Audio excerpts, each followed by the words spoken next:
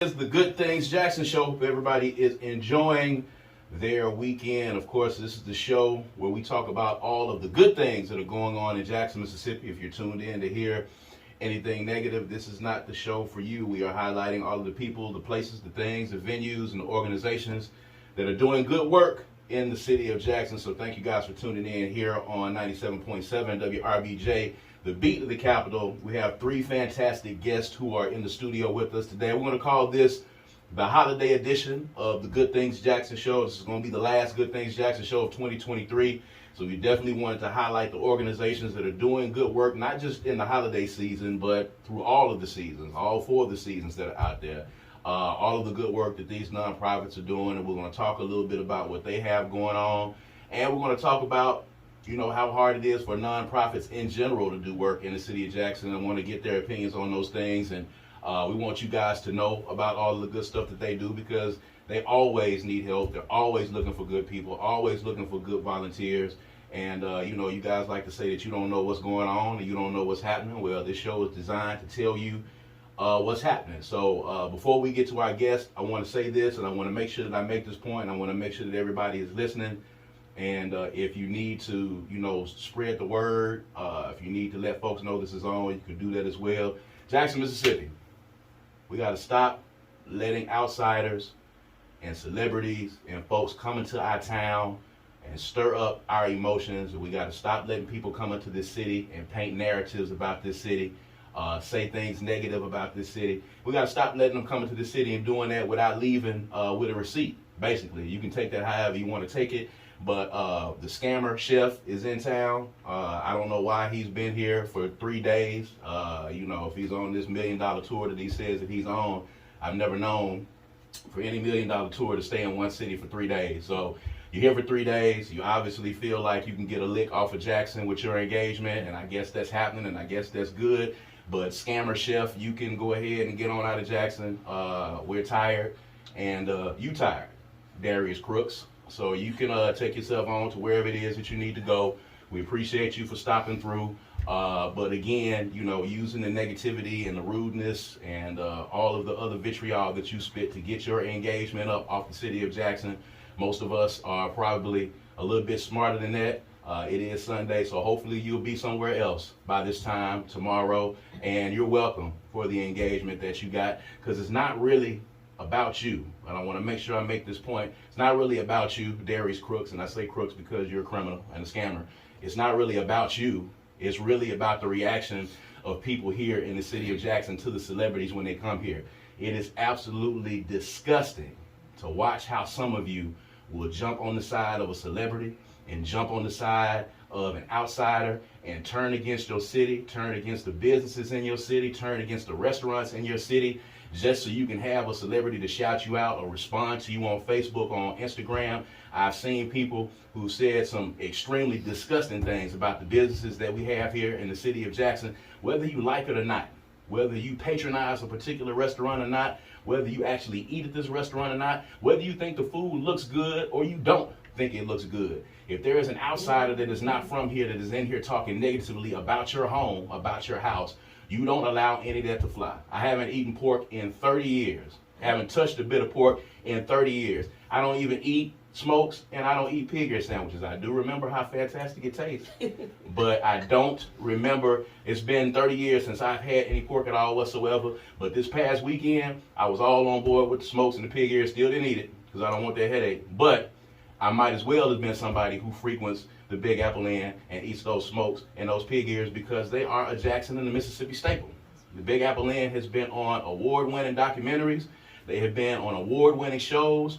Anthony Bourdain came down here and talked about the Big Apple Inn on CNN back in 2014, 2015. All right, they have been stamped and they have been declared, and they first ballot Hall of Fame regardless of what anybody else says. If you don't like it, that's fine, but it's a po dog that won't wag his own tail. So all of you out there that have turned on this city, I can tell that you were raised differently, and I can tell that we're cut from different stock. Because if you do this here, if a celebrity says something about somebody in your family, you'll turn on your family too. You turn your back on your family, you turn your back on your friends. Also, you can be friends with and get some engagement from a celebrity. You people are disgusting. And if you don't want to be here and you don't like it so much, you just need to leave. I'll help you leave. I'll help you find somewhere to go, and we'll get you a moving van, and we can get you on up out of here as fast as possible if it's necessary, because it's disgusting, the behavior that I've seen from you guys. So hopefully tomorrow we'll be back where we need to be, and we'll be back on point tomorrow, because Darius Crooks will have left town, and he will be going to terrorize and be negative and scam another city someplace else. So, you know, I don't know why y'all are really interested in the opinion of somebody who cannot keep any restaurants open at all whatsoever and has all of these cases pending against him. I hope y'all have done your research. I don't really understand it. But hey, that's me. I just wanted to make sure I say my piece. You can send that to whoever it is that you need to send it to. It's not really about him. It's really about y'all folks in the city of Jackson. That's why this show exists, because a lot of y'all folks act like y'all act. When celebrities and people from outside this city come here, y'all get on there and you start agreeing and you start clapping and you start applauding. It makes us look stupid, and it makes us look weak that you do it. And it doesn't matter if it's the truth or not. I don't care if it is true. I don't care if it is accurate. We know what our problems are in this city. We are very in tune with what our issues are in this city, and we will take care of our problems. We are working on our problems. We have people in the studio with us today that are working on those problems in the community. We will take care of ourselves, and we don't need an outsider to come in here and tell us how we need to do anything, and we damn sure don't need them to tell us how to cook, because Mississippi food is top tier. That's the thing. So if you don't know that, then you don't know anything, and I'll get off my soapbox on that tip. Anyway, so today in the studio, we have with us Miss Lynn Grayves, we have Valencia Robinson, and we have Javonda Stanton. All right, it's an all-star lineup of activists and community workers in here. Javonda is with Stewpot Community Services, Valencia Robinson is with Mississippi in Action, and Lynn Grayves is with the Jackson Resource Center, and they're doing a lot of great things in the community. They're doing a lot of great things during the holiday season. So Javonda, I want to start with you. I know the Stewpot has some things going on in the holiday season. So first of all, let's talk about that, and then let's talk about what Stewpot does and, you know, what your organization does all through the year for those that don't know. Okay, so our first big thing for the winter, it is important for the community to know that when we drop below 40 degrees and below, we are open for night shelter. We are considered City of Jackson's emergency shelter. So that's important for the community to know. I can house up to 32 people, usually, and that's men and women, let's be clear. We also have to make provisions for the women when they come in, because we are predominantly housing men in our shelter. We take the overflow from Brumfield Shelter, which is Billy Brumfield. We take the overflow from Matt's house. We take the overflow from even Salvation Army. We get an opportunity, the blessing, to be able to house those people overnight. And yes, tonight we are open for overnight shelter. One of the other things that we're doing right now, the NAACP in conjunction with Stewpot, we've elected to do an Adopt a Neighbor campaign. We want to make sure people have something to open on Christmas morning. Their issues are the same as house people's issues. They just have to live theirs out publicly because they don't have walls. So we are trying to get envelope stuff. We are asking for $10. Y'all, that's a combo meal. That is, matter of fact, I spent $10 on the way here on Now and Later's, a Kit Kat bar, a Coca-Cola. So we're talking about nominal money. Now, I'm not trying to count people's coins. Absolutely, I am not. I know that we are all probably stretched thin during the season. But $10 is a small commitment to ask. We're asking for that $10 to be put in an envelope. We're asking for not just that, but a word of motivation or encouragement. A handwritten note, preferably. But if handwriting is not your thing, then by all means, slide a card in there, because we want them to open that up and to experience two things. That $10.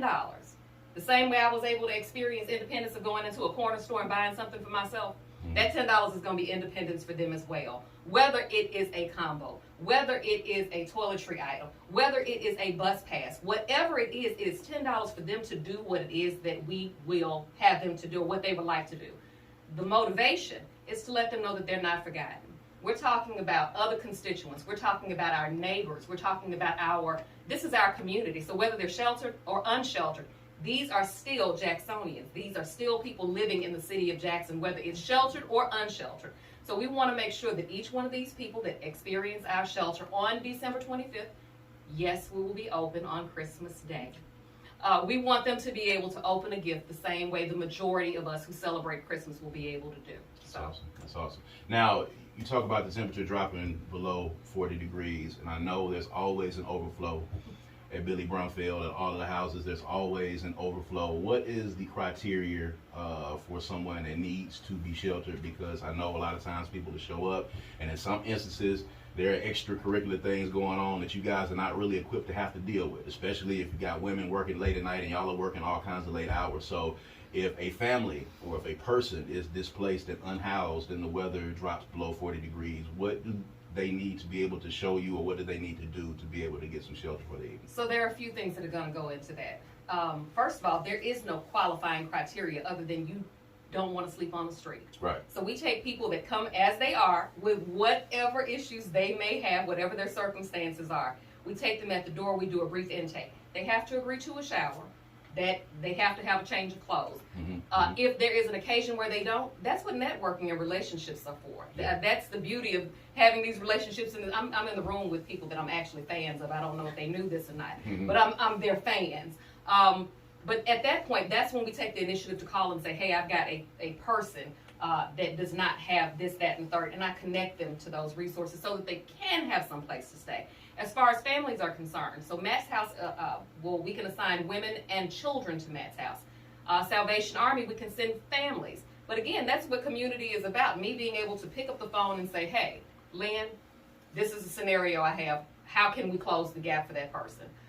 So as far as Stewpot is concerned, we're insistent on building relationships. This is an important thing to us because we know that 32 beds is not a lot for the population that we serve. No, it's not. It absolutely is not. Now you have some that are going to refuse because yes, we have rules, we have boundaries, we absolutely do. But that is for not just the safety of the staff. That's for the safety of the people that we are housing overnight. So we align what those expectations are. Most people agree because those expectations, those boundaries, far better than sleeping outside when it's under 40 degrees. Yeah, that's tough. So I got a way I'm going here. I got a direction because you guys are connected in what you're doing. So Lynn, at the Jackson Resource Center, talk about, during this holiday season when we have a lot of displaced families, we have a lot of impoverished families, a lot of unfortunate families who are not able to experience the holidays in the same way.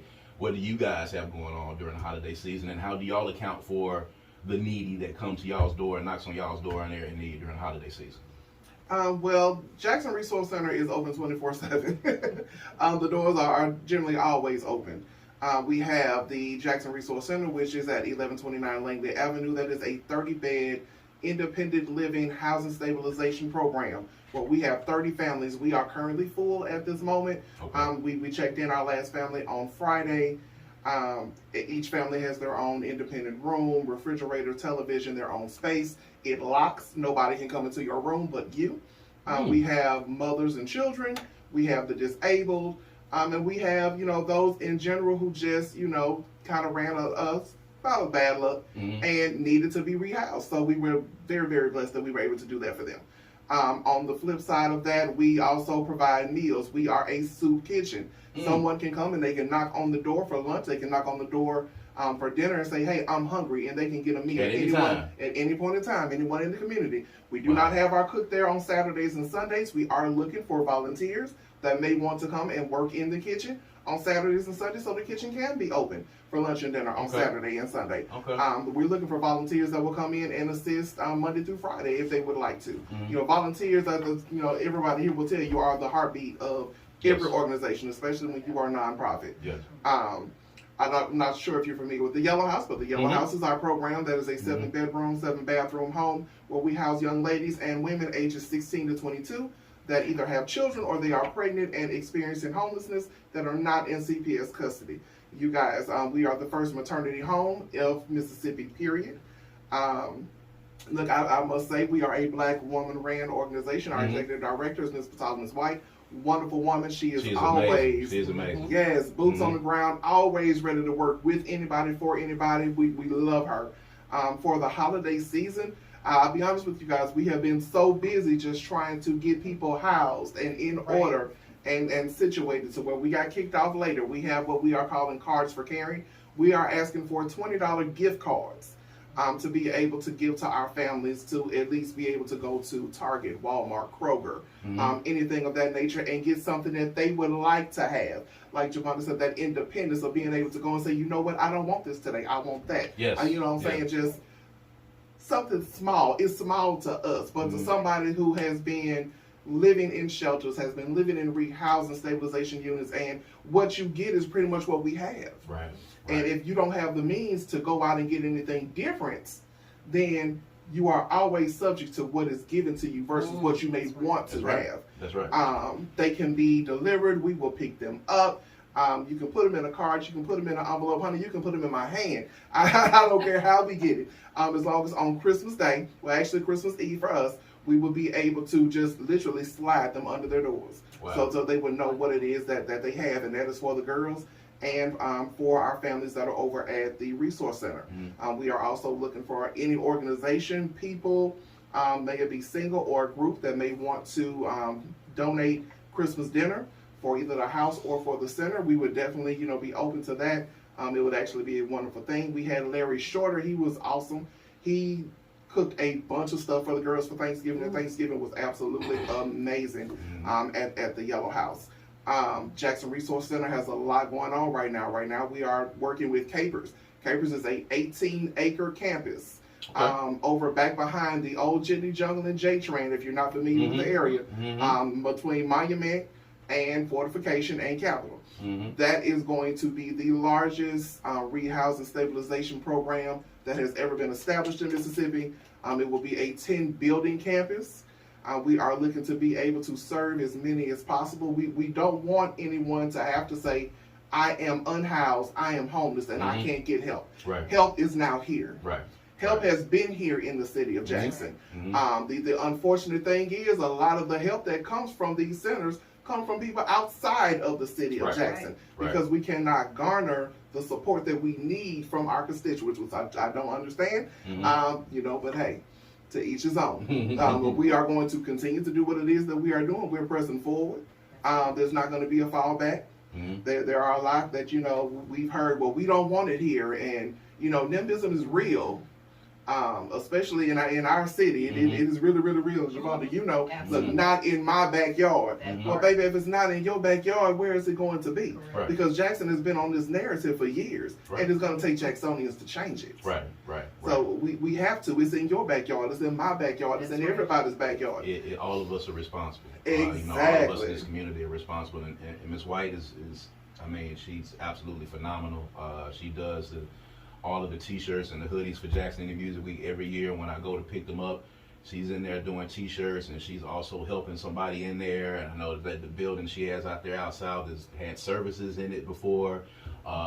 She does so many things all at the same time. And these are the kind of people that, should be lifted up in our community. Your organizations are the kinds that should be lifted up in the community. And I'm glad that y'all are giving out this information today, because it is necessary. This is an 85% black city. Black people only own 10% of the wealth in this city. And there are a lot of unhoused people that are walking around in this city, and people complain about the homeless all the time. I hear complaints on top of complaints on top of complaints about the homeless. There are a few. There are some. As with any narrative that exists, there are some homeless that are out there taking advantage of people. There are some homeless people that are out there that are not looking to find a job and take care of their family. There are those out there. That's in any city, in any situation.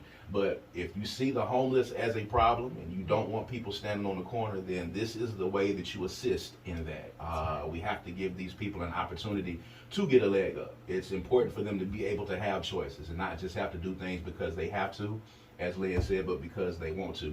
Now, Valencia, of course, in tying all of this together, I know that your organization, you oftentimes, y'all have, slept out in the cold outside with the homeless. Y'all do that all the time. Y'all collect socks for the homeless as well. You do all of those things. So talk a little bit about what Mississippi in Action is doing during the holiday season, and then we'll talk with all of y'all about y'all's organizations and how they came about and the other things that y'all do. Okay. Hi, Valencia Robinson. Her, she, pronouns, goddess. So, first thing I want to say is today is Human Rights Awareness Day.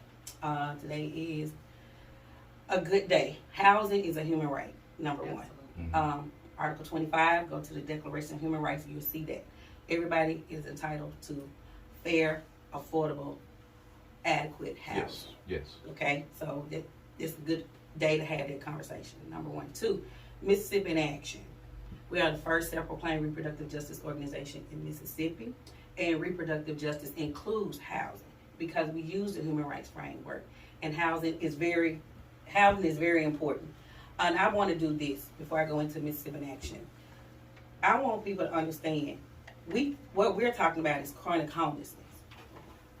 HUD define homeless if you anywhere you stay without your name on anything. That is HUD defined. So I want folks to know who think just because they see people out on the street and they are living somewhere where nothing is in their name, they're homeless as well. Mm-hmm. So to understand that is to understand homelessness. And so I just wanted to put that out there as a caveat because a lot of people think homelessness is on the street. Right. And we have people, your children can be homeless. You can stay with your parent and be homeless. So absolutely, I just want to say that. Here. So Mississippi in Action, we do mostly advocacy and training and policy work. And we've been doing that for years. So during this holiday, we are volunteering with other people because we really don't have anything going on except for planning on tearing up the legislative session in 2024. And understanding what's going on. Understanding these folks want to keep minimum wage at $7.25. They do not want to raise it. Also understanding that we have legislators that say Plan B is the gateway to the abortion pill. These are the kind of things also that we don't think about. It's not my problem. I'm not going to say I don't care, but it's not my problem until it's your problem. And so even with houselessness, homelessness, it's not a problem until it's a problem. And so we at Mississippi in Action, we want to work, we actually do work with a lot of the communities and just trying to get people educated because a lot of things we miss out on the education. People assume they know, they don't know what's going on in Jackson. And I wanted to bring up, we talk about we love Jackson when somebody comes in and tear up our city, but do we love Jackson when the state is trying to take our airport? Mm-hmm. Do we love Jackson when the federal government has taken over our water system? When we say we love Jackson and the people in it, it's everybody. Black, white, rich, poor, homeless, gay, straight. And also, we are trying to help LGBTQ people find housing, especially trans folk. Mm-hmm. Because if people identify as female, but if they're going by biology, they will have to stay in a male shelter. And so that's another issue around houselessness and homelessness that we have to work on as well. We get phone calls 2 and 3 o'clock in the morning. Young folks that came out to their families. They putting them out. Where do they go that time of the night? Or they found out they living with HIV. They put them out. Where do people go? True emergency shelters, we do need that. And I love to hear that you come in because a lot of places you have to have your TB skin test. You have to have all of this before people can utilize the shelters. And it takes away and it keeps people from accessing these services because they feel like, well, nothing I can do is going to help. I've always said in a natural disaster, where would families go? Because we divide the parent, the woman and her children, the husbands. But we talk about healthy marriages and healthy families when we're dividing them. And so, like I said, I love to hear what's going on. And we need to know that. A lot of folks didn't know about these resources. And it's a list of resources. We also need to know about domestic violence shelters. And that's what Mississippi in Action, one of the things that we do, we find these resources and we give them out and we refer people. Because a lot of folks won't accept folks unless they have a referral. So let me ask you this, and one of the things that I wanted you to talk about today, and talking about compassion, and you're talking about people, coming out to their families and being kicked out at all times of the morning. Mississippi in Action has a series of gatherings or meetings that are going on here currently to help folks get an understanding, to help folks communicate better, to help folks to understand a community that, they might not know a lot about. It's about kind of bridging the gap. So talk about those series of meetings that you're going to be having. Okay, so we do this thing, and you were the part of the first one. We did what we call Brothers in Action. And we actually brought black men, straight, gay, trans, non-binary in a space to talk about, because if we're going to advocate and support each other, we have to understand each other. And it's so interesting. The first session, men within that space, they were vulnerable. They were able to have a conversation without being judged. Then the second session, the same thing. And the third session, they came up with their language. What is power to them? Who holds the power? And so that's Brothers in Action. Our liberation table, we bring in black cis, which is they can be straight or lesbian, non-binary, and trans women together to have a conversation to understand each other. Because you identify as a woman, you still have some of these same issues. We're so worried about what people were born with and as until we missing out on the humanity perspective. Brothers in Action, Liberation Table. Who are we? At the end of the year, we bring all the sessions together and we talk about what did you learn? How do you think we can advocate on behalf of each other? How can we stand together? We can stand together as black people, but as a race, but not when it comes down to sexual orientation and gender identity. We divided right there, and that doesn't make sense to me because at the end of the day, we still have these same issues as black people. It's just black people, we divide ourselves up by gender and race because we have a lot of black women standing on the line for black men, but black men don't show up for black women. And it's not an attack on anybody, but we just look at what's going on, who we see out in the community working on a lot of these issues. It's always black women holding these communities down. And so with the work that's being led by black women, we need to uplift and support and come out and just be a community and stop worrying about who's doing what and how they doing it and who they doing it with. As long as we be respectful and just do this work. Yeah. So we're going to take a quick break. When we come back, we're going to talk more about the Stewpot Community Center, about the Jackson Resource Center, about Mississippi in Action. This is our last show of 2023, and I thought it was appropriate that we bring some people on that are doing good work in the community. There's a lot of people out there, and it's really good to see a lot of people have a lot of holiday and community events happening here in December, and that is fantastic. And in a lot of instances, even though you guys are inundated with a lot of information during the holiday season, there's a lot of people doing different drives here and there. There are still some people who don't see them. Still some people that don't see the information. Still some people who say, hey, I didn't know y'all had that going on. I didn't know y'all had these resources. So we're trying to provide that information for you, and these ladies are going to give you all of the information on how to connect with them a little bit later on so that you can help Stewpot, Mississippi in Action, the Jackson Resource Center. Now, Javonda, you talked about what you guys are doing during the holiday season. For those, I think most people in the city of Jackson are kind of familiar or have heard about Stewpot. Maybe they've been to some of the fundraising events, but we want to get beyond the fundraising events because, although that's necessary and that's needed, that, those aren't the people that, you are working to serve. So talk about Stewpot, talk about what the organization is, and talk about kind of what you guys do on a regular basis. Okay, so Stewpot actually is we are a body of ministries. It's important to note that. We have, I think, about 15 ministries. And when we say ministries, we're talking about Billy Brumfield Shelter. We're talking about Meals on Wheels. We're talking about the Clothing Closet. We're talking about Matt's House. We're talking about the food pantry that serves anyone in the community in need. We serve from the cafeteria 7 days a week. 7 days a week. That food has to come from somewhere. So it's important that we are making sure that we keep we're keeping the numbers up of people being able to pour in. If that means us pleading just a little bit, then that's so be it, because the community can't be neglected because we are too prideful to go out and say, hey, we have a need.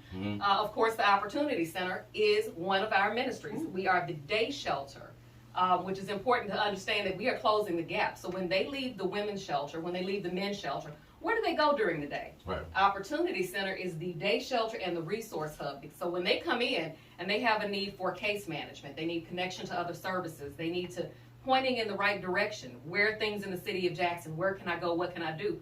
We are one of the day shelters that actually does that. All of our ministries work together to serve the community. Anybody that is in need. Not a lot of prerequisites. We look at need. We don't ask for check stubs. We don't ask, tell me about how hungry you are. All you have to do is say, I'm hungry.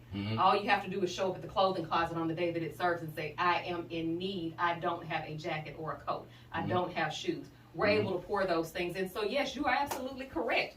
Community is vital to what we do. Yes, fundraising is important, but without our volunteers, without the community being able to come in and pour in toiletry items, food items, clothing items, for goodness sake, those that want to volunteer to come in and feed, we couldn't do those things. There's absolutely no way we could function without the community around us. So it's important that we close those gaps and allow the community to know the full body of what we do. It's not surface. Nothing about what we do is for the faint or weak at heart. There is nothing easy about this work. We have to stay motivated and full, and being able to be in the room with people, like-minded people that understand what that need is about is giving me a boost for my week. Now you're kind of on call in most instances where you have to kind of get up at a moment's notice and go help out. So kind of describe for the folks how that works, because your day kind of never ends when you're serving over at Stewpot, right? That is correct. So different ministries have different hours. For the Opportunity Center, monitoring that weather, you guys, I have become a bona fide meteorologist. I am monitoring the weather from day to day to day, because our agreement with the city of Jackson is that when we drop 40 and below. Now, mind you, I started looking at the weather on Friday. The temperature has shifted to the better. I will say that. We have warmed up a few degrees on Friday and Thursday and Wednesday, but that's me monitoring. And each time there's a shift, I have to reach out to a donor for dinner and say, okay, your day has been dropped. That becomes tedious, and it also, to some people, I don't want to question their authenticity and in their give, but that becomes challenging when they plan to give on a certain day, and then that day is canceled. That's let me, I don't mean to interrupt you, but if they have a particular day that they are giving, so if there's no need because the temperature drops, and then you tell them, okay, well, you guys can't give on this day, you're saying that there's some instances where they say, well, this is the only day that I can give? There is a chance, because we a lot of our donors and our people in the community we're talking working folks. We're talking people with families. We're talking people that plan vacations. I would love one day to plan one of those. For those people that are listening, I'd love to be able to plan one of those. But we move based on the need of the community. And if the weather drops at this very moment and it says it's going to plummet, let's just say we had a temp forecast for, 70 degrees tonight. If I go out there and I see that their forecast indicates that we're about to have a drop, then it's all hands on deck. Whatever that looks like. God bless my family, but but that is all hands on deck, and then it is up to us to be able to identify donors. Now, the truth of the matter is we can put out a call, and usually some benevolent servant says, hey, I got you. But we always run the risk of people living their best lives and not being able to come to our beck and call. Right. Today, I cooked dinner. Yeah, we're going to get back to that after the show. But we are cooking dinner. But it is about meeting the need of those that are in need. And sometimes that causes for creativity. Sometimes that causes for Facebook posts. I'm sure some of my folks are familiar with that. But it is about me making sure that I mitigate some of those circumstances, whatever that looks like and how creative we have to be. Yeah.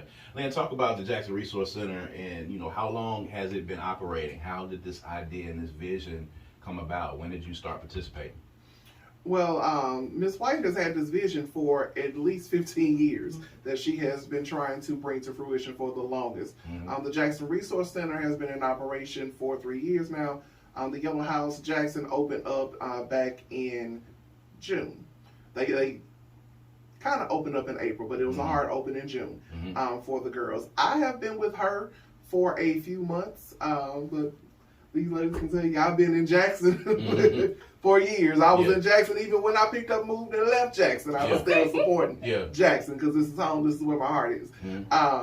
JRC has a lot going on. A lot of people don't know we have offices in the Jackson Resource Center. So say, for instance, some of our people have case managers from Hines Behavior Health. They have a TDAP counselor. They have a psychologist or a psychiatrist.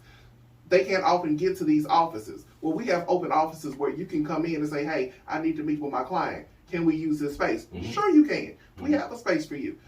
We have our cafeteria where, community meetings can be held with appointment, of course. We need prior notice for that. We do workforce development. We have connections with Hines. We have connections with Grayves House for college courses. We're trying to get these people, old and young, GED high school diplomas that want it. There's transportation service available if you are participating in the program. There's just a lot going on, and like Javonda said, it is always to the point to where you never know when you're going to need to do something and not even have what you need to get it done. Right. But you're stepping out on faith, and you're just hoping and praying that somebody's going to answer that call. Somebody's going to help fill that pantry. Somebody's going to help provide a meal. We have a family that's moving in and they don't have clothes, they don't have bedding, they don't have what they need. That somebody will answer that call if we don't happen to have what they need on hand at that point. With the opening of Capers, like right now we're in phase 1 of Capers. We need Jesus for Capers, because Capers has become a dumping area back there in the back of the street. So we've got land that needs to be cleared, trees that need to be cut down, buildings that need to be demolished.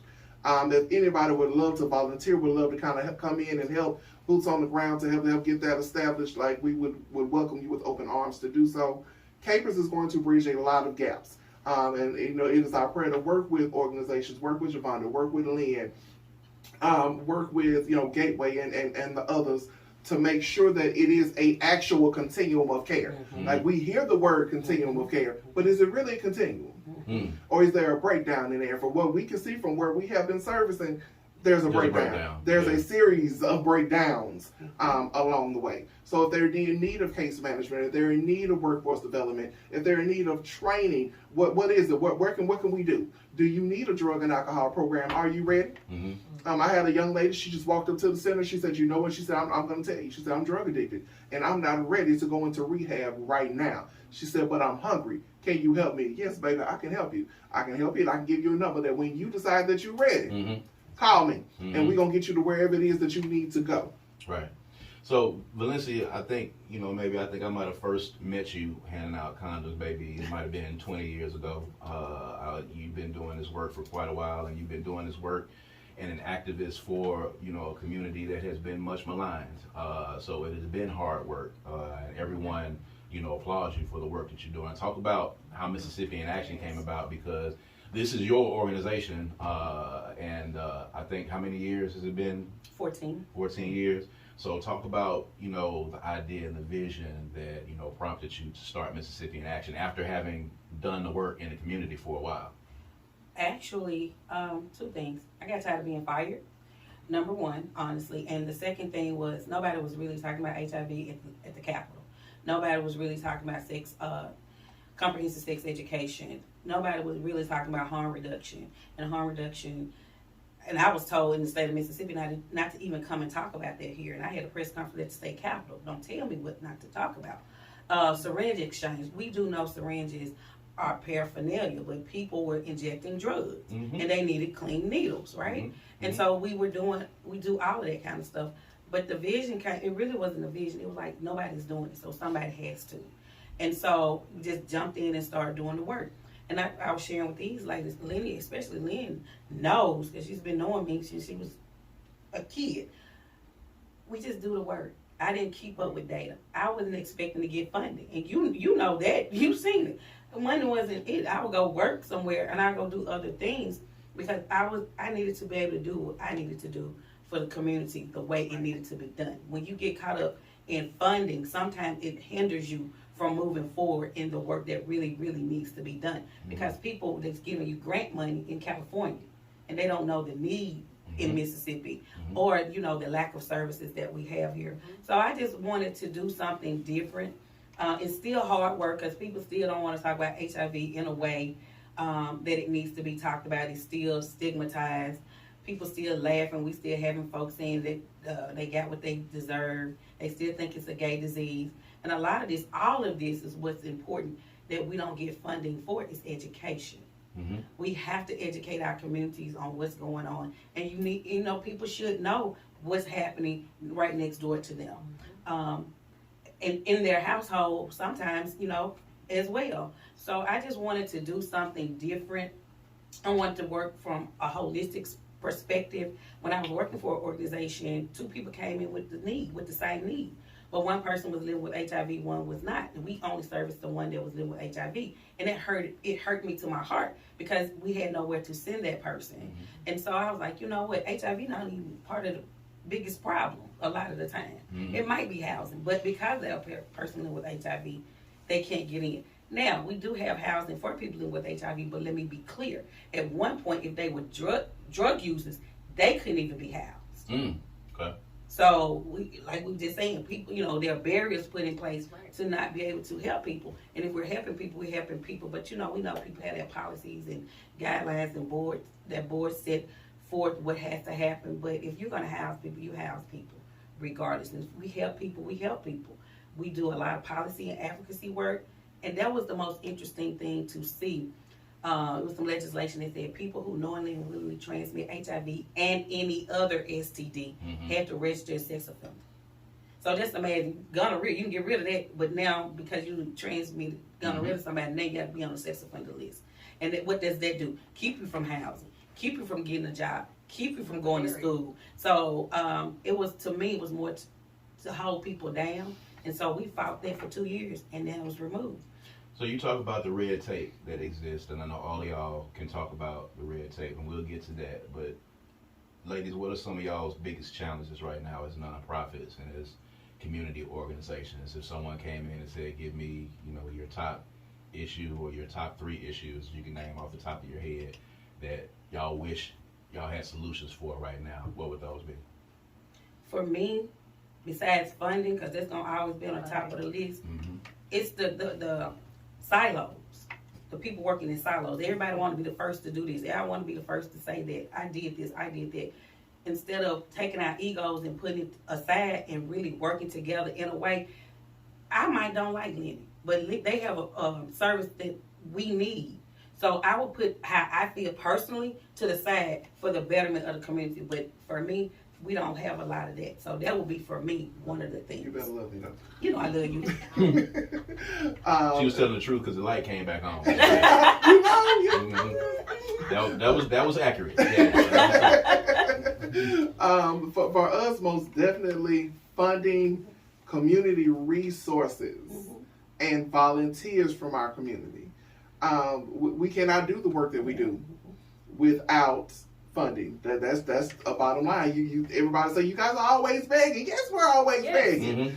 We're not begging for ourselves. We are begging for those that we serve. And baby, I will beg in a minute. I can be in the street on the conversation. Hey, give me $50. Exactly. Yeah. That's just me. Lynn can say it doesn't make me no never mind. I will ask anybody. I will walk up to the president of the United States. Hey, give me some money. This is what I need it for. Give it to me. Thank you. Yes. We have to have it. It's necessary. And again, funding is not really here. It's not here. It doesn't come from our constituents. Most of the funding does come from the Northern Hemisphere, California, New York, Illinois, Texas, areas of that nature, and they don't know what's needed here. Right. So with that funding comes strings. But we need our community. We need community help. We need those that will come in and that will help serve without the underlying, well, what can you do for me? Right.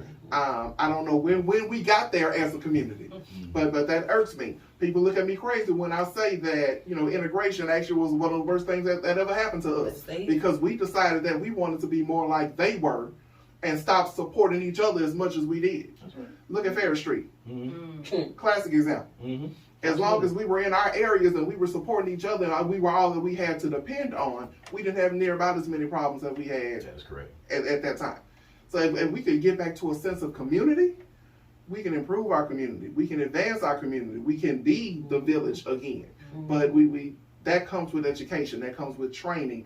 As a lot of people don't know. Yeah. Javonda? Let's see. We said funding. And funding. And funding. Yes. Now that we've gotten funding out the way, Yeah. networking and building relationships. More important than any amount of money that can come in, my relationships in the community, when I can pick up the phone and say, I don't have, do you have?